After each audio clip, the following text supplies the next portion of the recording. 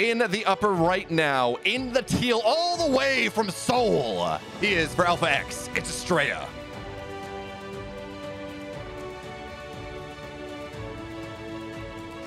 In the bottom left now, in the red. She's just down predicted to get here. The Queen of Blades, folks. Your hands together. It's Scarlett.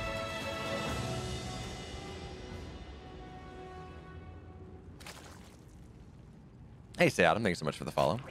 Like, Synapse, I could have sworn I had you on. Your name was familiar. What is this? Abusing things. Abusing the setup here. And Penalist, thank you so much for the follow as well.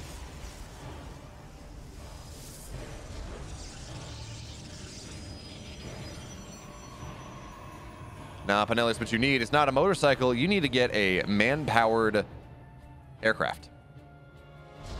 You know, one of those ultralight gliders that you can go and you sit in a bicycle and pump? That's exactly what you need. But it does look like Astrea did go for the hatch block, which doesn't mean he's going to look to get a little bit more aggressive here with the Adept. But I'm actually really curious. I didn't see much of Astrea Scarlett. At least not enough for me to remember it, really. So I'm going to be curious to see where he goes with this. Does he play super modern Protoss? Urinal Peeker, that's an interesting name there.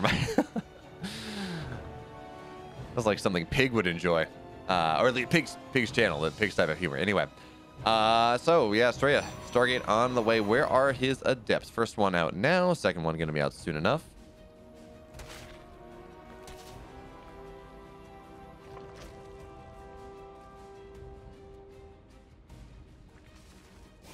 Wading into the car versus motorcycle debate. Yeah, actually fatality rate is cars is fairly high, but at least there are safety features. It's impossible to have safety features on a motorcycle, but you know, you do you, boo. That's what you want, go for it. Plenty of friends who very much enjoy their motorcycles. But okay, now the Adept again is going to shade forward, looking just for a little bit of that harass, because as the creep sprint is not really connected between the main and the third. You can get a little bit more. Adept on the right side and the left, trying to draw the Lings out. It's a smart little move here from Astrea, and he gets a Ling because of it. Done. Well, he's going to get two, actually. Now he rotates.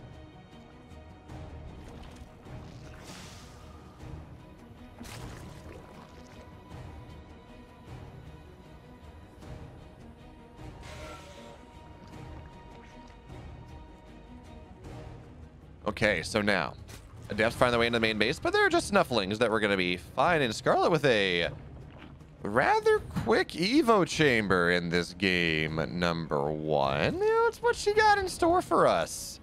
Is this +1 melee? And by the way, we do have to point out Astrea doing something a little bit different.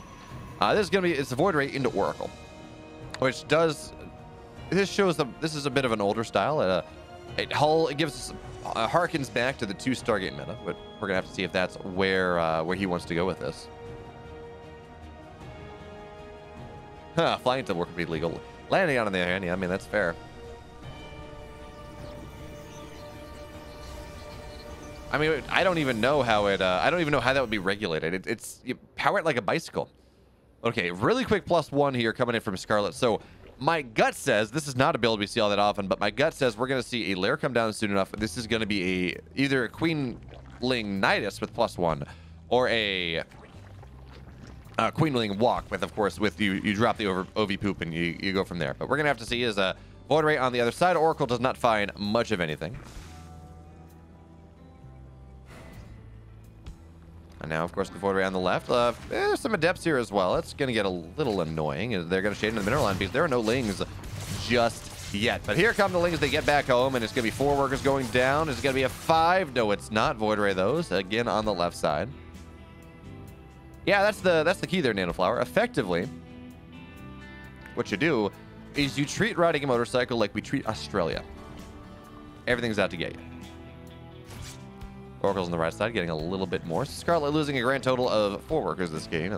One, well, no, I guess all the worker damage there was from the Adepts. Good Revelation, though, is going to clean some of this up. And, of course, behind this, a 3rd Oracle +1 Blink.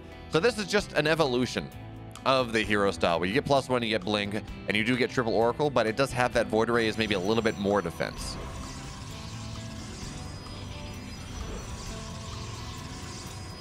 Okay, +1 melee just about done. Right around at the 6-minute mark, and their Bailey Nest on the way as well. Scarlett takes her 4th. And, you know, actually, okay, so this was not for any sort of cheeky all-in. It was a quick +1, but not for any cheeky all-in. Instead, it appears that Scarlett, this is her, she's been vocal about how strong the Gateway Man style, the hero style, really is. About how hard it is to deal with. So she tried Hydras for about 3 days. It didn't really work. She's like, okay, I don't really like Hydraling Bane. This may just be her next gen solution to dealing with it. We get quick +1 melee on the Lings that makes them trade a lot better against the Stalkers, especially before their +1 is done. And you go from there. But look at this, Astrea continuously building oracles. This will be his 4th on the map, and this is actually something we have seen not hero do, but some Protoss do, as the Lings now trying to find their way on over. Defensive oracle pops out, but remember, these Lings have +1, so they're going to do a lot to this, but not quite enough. So Lings, they're going to have to be pulled back. They do have, they may be able to find these rather vulnerable Stalkers on the map, but Scarlett backs up for now. Astrea does have his 4th base just about done. Scarlett, of course, her 4th base is done. She's just about 80 workers. And, well, now here comes the pressure in earnest from Astrea. Just a little bit more. There we go. Stage strap's going down. That's how you know it's real. And Scarlett, though, 1 Ling goes forward. It does not die. So there we go. That's not gonna, that will be able to trigger the stasis trap right there. And the Stalkers running on forward. Scarlett looking for the surround. Stalkers now, they're going to blink on backwards. That's a massive stasis, though. She thought she had that spot safe, but not quite safe enough. And now, well, it's a bit spooky.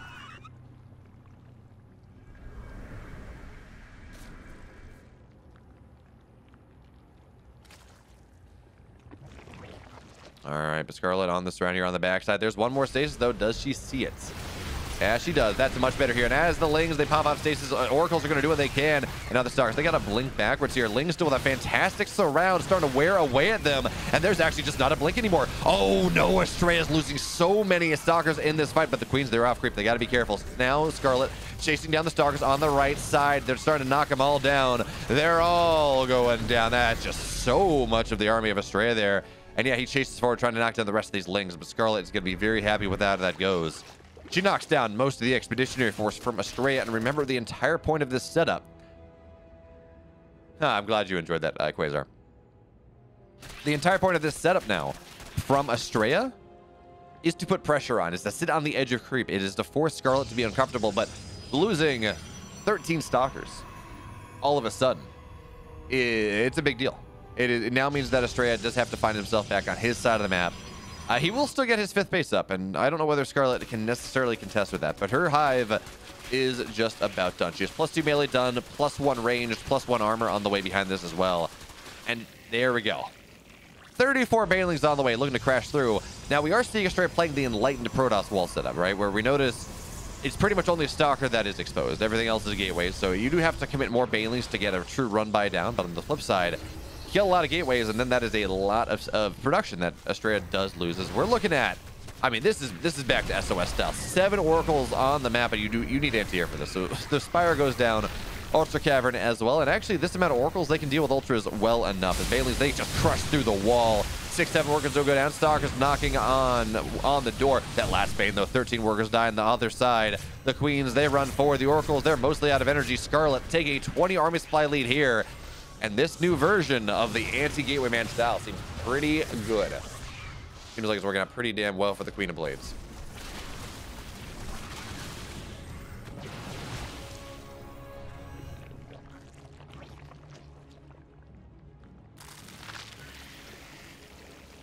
So, more Banelings morphing on the north side. And of course, Scarlett can't afford this, because realistically, she spent very little gas this game. Her entire first set of holds was +1 Zerglings, and they did a great job, but that was not gas expensive as Oracles. They fly in once again. How many Oracles are we at now? We're at 10 Oracles. It's just, well, okay, we're at 9. We're at 9 Oracles right now. That is a lot. So Lings are not going to try to find their way into the natural, but there's an Adept here, and that's going to do a good job for now. As, again, Banes come crashing in, but the wall is there, so Scarlett's not going to do all that much. She backs up, backs forward, gets the gateway. Okay, that's something. Ling's now trying to punch on through. Adept does fall eventually, but there's a charge lot there as well. So instead, you know, why go through? Why go around when you can just go through? The Cybercore does fall, which means less Stalkers for a little bit. Now 7 Ultras on the way. And this is something that Sue's been doing.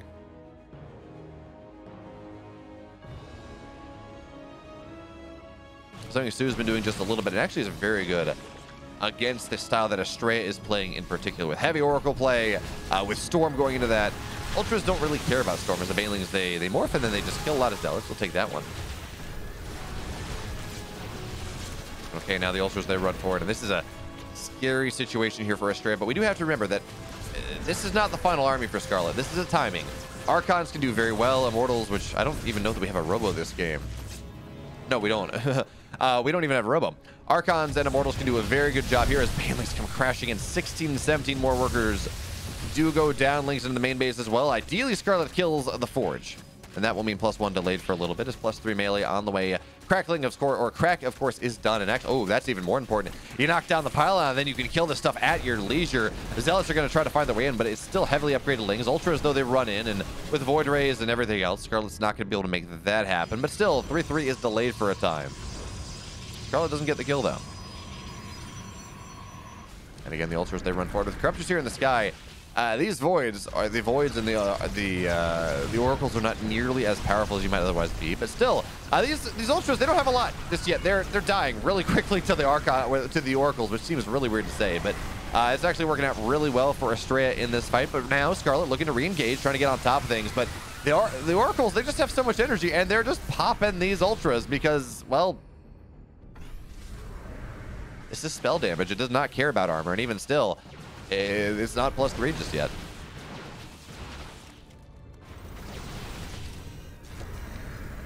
Astrea has been able to keep this 5th base alive for the most part, losing a little crap ton of probes, but still Scarlett, that has been expensive for her, trading in the negative by about 3,000 resources. We're still not using Ali's mod, unfortunately. Okay, this Ling run by doesn't find much of anything. Now Scarlett on the right side, looking for a Roach Ultra run by, because that's just what you do. And I don't know that it's not going to be able to get this base necessarily. The stack defense is going to be a little bit too annoying, but she does knock down some of the stack defenses, and the Stalkers blink forward. And Ultras, they're shearing away. The Stalkers are right in melee range. Now, eventually they're going to knock them down, but even still, that's a decent amount of Stalkers that have died. 12 workers died as well, as now Lings, they find their way onto this base. Again, Scarlett finds her way in the mineral line, depowering, well, killing more gateways, depowering the Cybercore once again. But I do feel like we want to see Scarlett move to that next level of tech. It feels like this version is stalling out just a little bit.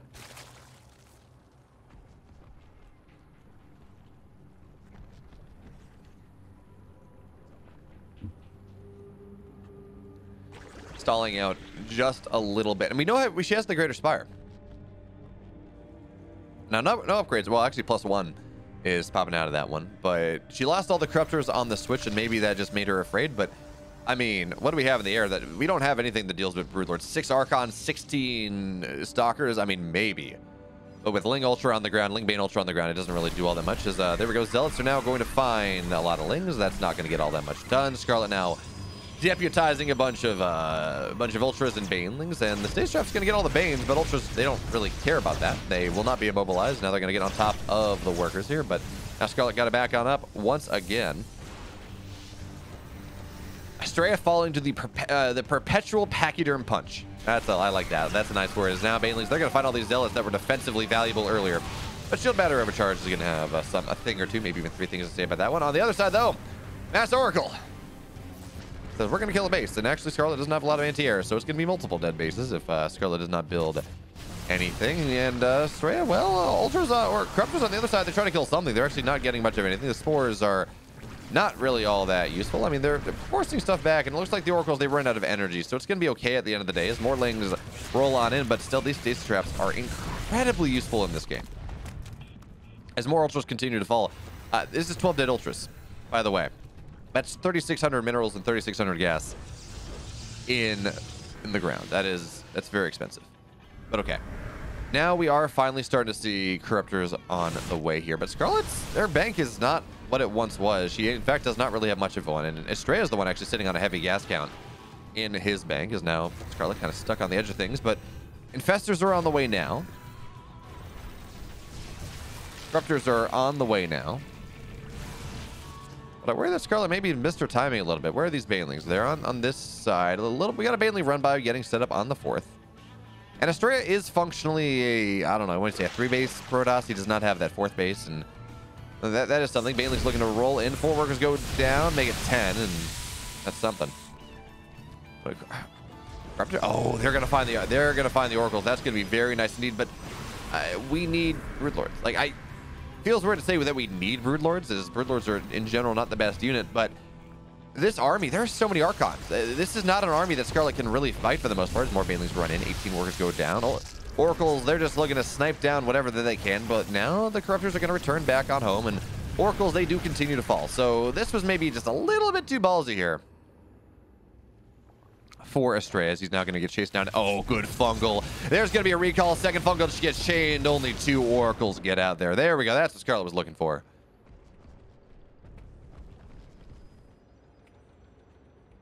And Scarlett back to rebuilding her bank once again. These +3 cracklings, they're going to knock down all of the stacked defense. It just becomes so hard for Astrea to hold this base off, but it's somewhat surprising to me to see that, okay, now, I mean, Scarlett, she ravages the mineral line as expected. Now, these lings will die to the Archons if she does not pull them back, but it's surprising to me to see her not looking to run into the natural in the main, where she knows the tech is, and she knows Astrea also has to posture on the right side, where this 5th base is, where it's just really, he can't leave. He has to defend this spot. There, by the way, there are, okay, there's more Archons. It was like, there are 11 High Templars on the map. That is a lot of storms, but Ling's under the natural just a little bit now. Scarlett now taking the rich gas base, but she's cheap. She's pouring minerals, not gas. She's actually doing a fairly good job on the gas count. Banelings, they're looking to crash forward, and they're going to get, there we go, they're going to get a High Templar. That's just about that. We do need to point out, though, that because of all the damage that Scarlett's been doing, that 5th base still has plenty of minerals in it. Just Scarlett looking for the run by on the left side. Only 4 mineral patches left in that one. Corruptor's trying to kill this base down as Ultras finding their way, but there are just so many Archons here. Storms dropped just for a little bit of extra DPS. Scarlett cannot take this fight anymore. I mean, there are 13 Archons. That's almost 4,000 gas just in Archons.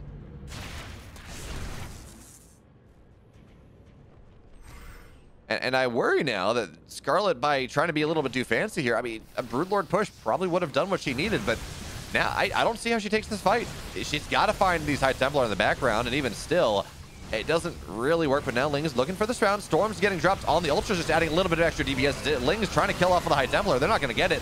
And the entire army of Scarlett is just melting here. She's committed too hard to the ground, and this army that Astrea has just kills Scarlett. Game 1 goes the way of Maximum Angel.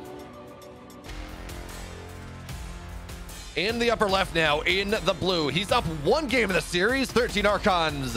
No more problems. It's Astrea.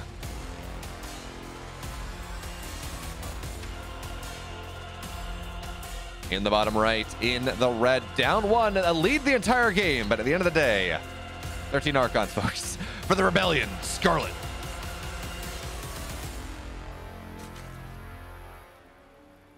And if I didn't say that, Mr. Munchie Tuna, Winterwind 9, and Lilypad, Bachelor of Engineering. Thank you so much for the follows, everyone. Glad you're in here enjoying what is really the crown jewel of NA StarCraft. So Scarlett, oh, being a little bit sneaky there. She says, oh, Astrea, I saw you tried to block that. That's fine. I'll just take an 18 pool instead. Or 18 hatch. So instead of 16, 18, 17, she's going to take 18, 17, 16 probably.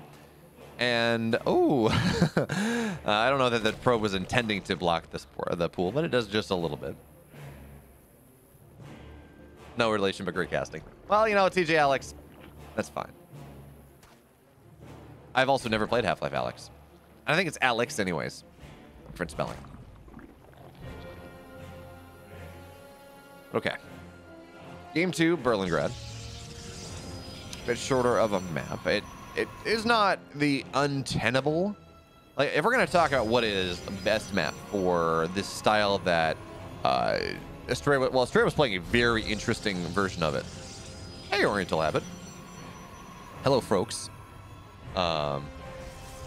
Folks, even.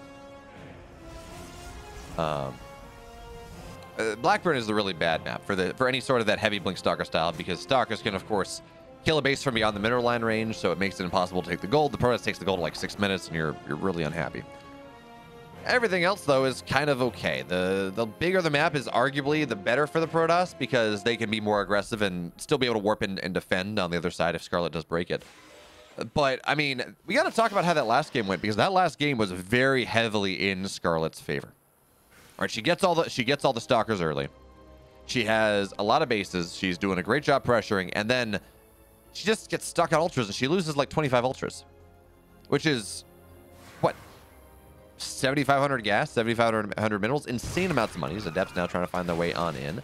Looks like it will get one and forces a cancel, so 67 minerals or something like that, and we'll find its way on out. Okay.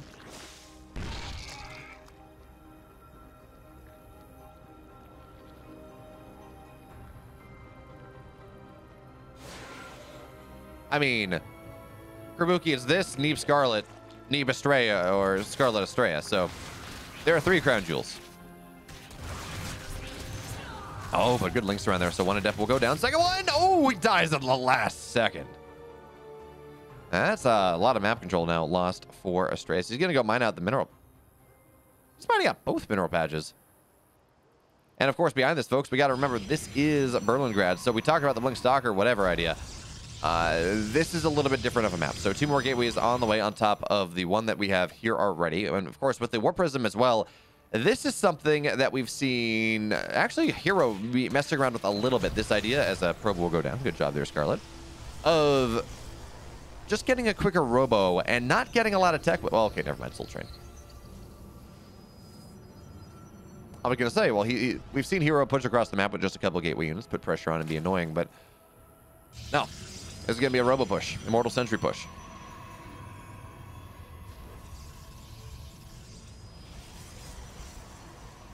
Lomac, you say probably Boomy, but neither in a great M+ place at the minute. I'm not really sure what you mean.